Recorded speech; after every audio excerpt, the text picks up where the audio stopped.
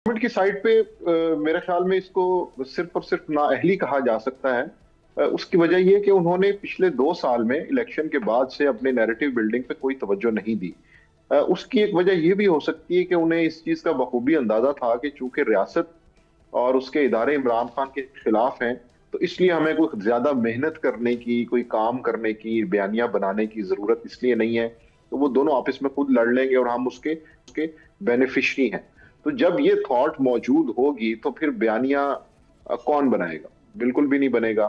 दूसरा मसला ये है कि मुस्लिम लीग नून जिस दिन बयानिया बनाने की बात करेगी, उस दिन उनसे ये सवाल होगा कि वोट को इज्जत दो का बयानिया, उसको कहां पर आपने अनअटेंडेड छोड़ दिया और कैसी चीजों को बदल के आप इस नैरेटिव की तरफ आए। तो अब वो उस मसले से बचने के लिए सिर्फ और सिर्फ एक डेवलपमेंट का नैरेटिव देते हैं कि हमने इतनी पुलें बना दी, इतनी सड़कें बना दी, ये ब्यूटिफिकेशन के प्रोजेक्ट्स हो रहे हैं, हम पाकिस्तान को दिवालिया बनाने से हमने रोक लिया। उसके अलावा सियासी महाज पर उनके पास कोई क्रेडिबल पॉइंट्स नहीं है कि जिनकी वजह से वो अपने कारकुन को या इवन पाकिस्तान के अवाम को मुतमईन कर सके या एटलीस्ट काउंटर नैरेटिव दे सके। तो उसमें बड़ी अच्छी एग्जांपल्स ये हैं। मिसाल के तौर पर अब बयानिया बनाना जरा मुश्किल है।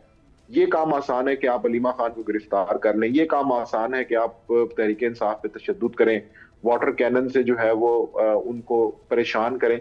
तो आप उनके नैरेटिव को खुद फ्यूल कर रहे हैं, उनकी जो आग है उसको मजीद आप भड़का रहे हैं।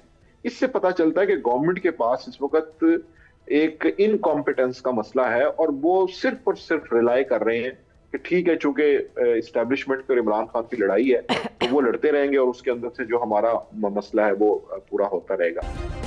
सब्सक्राइब करें और बेल दबाएं ताकि कोई खबर रह न जाए।